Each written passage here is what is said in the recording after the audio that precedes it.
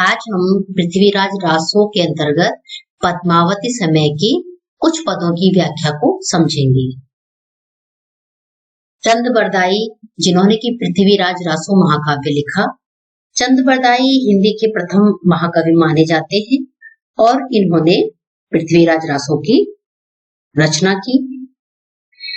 पृथ्वीराज रासो लगभग 2500 पृष्ठों का एक बहुत बड़ा ग्रंथ है और जिसमें की 69 अर्थात 69 समय या सर्ग हैं, जिन्हें हम अध्याय भी कह सकते हैं। इसमें पृथ्वीराज चौहान के जीवन का विस्तार पूर्वक वर्णन है और इस काव्य में, पृथ्वीराज रासो काव्य में मुख्यतः 2 रसों का वर्णन हुआ है। पहला श्रृंगार रस और दूसरा वीर रस। अब हम पृथ्वीराज रासो के पद्मावती समय की व्याख्या को समझेंगे। हमारे पाठ्यक्रम में मात्र कुछ ही पदों को इसमें दिया गया है, इसे हम समझेंगे। पहला है पूरब दिस गढ़ गढ़नपति समुद्र शिखर अति ध्रुव तह सुविजय सुर राजपति जात कुलह अभज्ञ हसम हथज्ञ देश अति पति सायर मृचाद प्रबल भूप से वही सकल धुनि निशान बहुसा। अर्थात जो प्रस्तुत पंक्तियां हैं वह चंद-बरदाई के पृथ्वीराज रासो के अंतर्गत पद्मावती समय से ली गई है। वे पद्मावती के पिता जो राजा विजयपाल हैं उनके विषय में, अर्थात विजयपाल के समुद्र शिखर का जो दुर्ग है तथा दूसरे जो राजा के दुर्ग का जो अपार वैभव है उसका सुंदर वर्णन इसमें किया गया है। इसमें कवि कहते हैं कि पूरब दिस गढ़ गढ़नपति, गढ़नपति अर्थात गढ़ के जो पति हैं, दुर्गों के भी दुर्ग अर्थात किलों में जो श्रेष्ठ हैं। कवि कहते हैं कि राजा विजयपाल के किले का जो वर्णन वो करते हैं, वे कहते हैं कि जो पूर्व दिशा में दुर्गों का भी स्वामी है, दुर्गों का स्वामी समुद्र शिखर नाम का जो अत्यंत विशाल दुर्ग अथवा किला है, वह यादव वंश का देवों के स्वामी इंद्र के समान जो प्रतापी राजा है विजयपाल, वो वहां पर राज्य करता है। उस राजा विजयपाल के देश में विशाल सेना थी जिसमें अनगिनत हाथी घोड़े थे। अर्थात विजयपाल के राज्य में विशाल अश्व सेना तथा हाथियों की सेना विद्यमान थी। वह सागर पर्यंत पृथ्वी का स्वामी था अथवा उसकी प्रसिद्धि समुद्र पर्यंत समूची पृथ्वी पर फैली हुई थी। बड़े बड़े शक्तिशाली राजा उसके अधीन थे और उसकी सेना में कार्यरत थे। विजयपाल की सेना के द्वारा जब नगाड़े बजाए जाते थे तब उसकी भयंकर ध्वनि सभी दिशाओं में धरती से अंबर तक फैल जाती थी। अगला पद है धुनि निशान बहुसाद नाद सुरपंज वचत दिन 10,000 है चढ़ हेम नग जटित साज दिन गज असंज गजपति मुहर सेना तिय संशह एक नायक कर धरी पिनाक धर भर रज रख 10 पुत्र पुत्रिय एक सम रथ सुरंग अमर डमर भंडार लक्ष्य अगणित पदम सो पद्मसेन कुंवर सुधर। धुनि अर्थात आवाज, निशान अर्थात नगाड़े, नगाड़ों के जो नाद था, जो घोष था। हय अर्थात घोड़े, नग अर्थात हीरे। इन पंक्तियों में कवि राजा विजयपाल की जो सैन्य शक्ति थी और जो धन का वैभव था उसके विषय में वर्णन करते हुए क्या कहता है? कहता है कि राजा विजयपाल के समुद्र शिखर दुर्ग में जब नगाड़े बजते थे तब उनका भयंकर नाद अर्थात भयंकर आवाज सभी दिशाओं में गूंजते थे और प्रतिदिन वहां भेरी नाद गाया जाता था। राजा की सेना में लगभग 10,000 अश्वरोही सैनिक थे अर्थात घुड़सवार थे, जिनके वस्त्र हीरे मोती से जड़े हुए थे और राजा की सेना में असंख्य हाथी थे।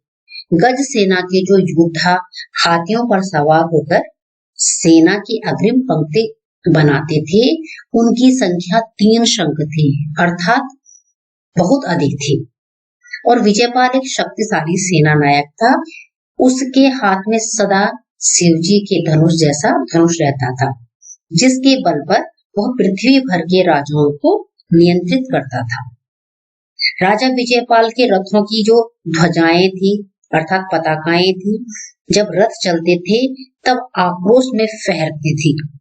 राजा के कोष में अनगिनत धन भरा हुआ था और में राजा विजयपाल की सेना का चमत्कारिक वर्णन किया गया है और अतिशयोक्ति अलंकार का भी प्रयोग हुआ है। अगली पंक्तियां देखिए। मनहु कला ससिभान कला 1600 बन्य बाल वेश ससिता समीप अमृत रस पिन्य विगत से कमल मृग भमर वैन संजन मृग लुट्टिया हीर कीर अरुबिंब मोती नश शिश अहि घुट्टिया छप्पति गयंद हरिहंस गति विह बनाए संचय सचिया पद्मिनिया रूप पद्मावतीय मनहु काम कामिनी रची। अर्थात कवि कहते हैं कि राजा विजयपाल की पद्मसेन कंवर रानी से उत्पन्न जो पुत्री थी पद्मावती इतनी सुंदर है मानो कि साक्षात चंद्रमा की कला हो, अर्थात उसका निर्माण चंद्रमा की संपूर्ण 16 कलाओं से किया गया हो। अभी उसकी बाल्यावस्था है। उसके पावन और शांति प्रदायक रूप को देखकर ऐसा लगता है मानो चंद्रमा ने उसी से अमृत का पान किया हो।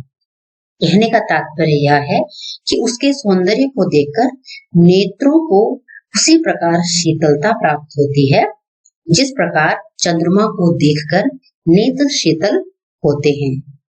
कवि आगे वर्णन करता हुआ कहता है कि पद्मावती के मुख, नेत्र, हाथ, चरणों के सौंदर्य ने विकसित कमलों के सौंदर्य को और उसके केशों के श्यामल रंग ने भ्रमरों के श्यामल सौंदर्य को, उसकी जो मधुर वाणी है उसने वंशी के मधुर स्वर को और उसके जो चंचल नेत्र हैं उसने खंजन पक्षी की चंचलता के सौंदर्य को और नेत्रों की विशालता एवं खुलेपन ने मृगों के नेत्रों के इन्हीं गुणों को छीन लिया हो। अर्थात पद्मावती के शरीर के अंग प्रत्यंग इतने अधिक सुंदर हैं कि उनके सामने उनके लिए प्रयुक्त होने वाले सारे उपमान फीके पड़ जाते हैं। कवि कहते हैं कि पद्मावती का गौर वर्ण शरीर हीरे के समान चमकता है और उसकी नासिका को देखकर तोते की चोंच का आभास होता है। उसके अधर बिंब फल की भांति लाल एवं मोहक है। उसकी उंगलियों के नाखून मोती के समान सुंदर और सुडौल है और शिखा सर्प को लज्जित करने वाली है। अर्थात उसके जो केस हैं वह बहुत ही लंबे हैं और उसकी गति को देखकर हाथी, हंस, सिंह भी लज्जित हो जाते हैं। अर्थात उसकी चाल में हाथी की सी मस्ती है, सिंह का सा गौरव है और हंस की सी मंथरता है। उसका संपूर्ण शरीर इतना सुडौल और सुगठित है कि मानो विधाता ने उसे सांचे में ढालकर गढ़ा हो। अर्थात ऐसा प्रतीत होता है कि जैसे ब्रह्मा ने इंद्र की पत्नी सची का सौंदर्य लेकर उसे बनाया। ऐसी उस पद्मावती का रूप पद्मिनी नारी अर्थात नारियां के समान सुंदर और मोहक है और उसके रूप को देखकर ऐसा लगता है कि मानो विधाता ने उसके रूप में कामदेव की पत्नी रति का ही दूसरा प्रतिरूप खड़ा कर दिया हो। तो इस प्रकार आज हमने पृथ्वीराज रासो महाकाव्य के पद्मावती समय सर्ग के कुछ पदों की व्याख्या को समझा।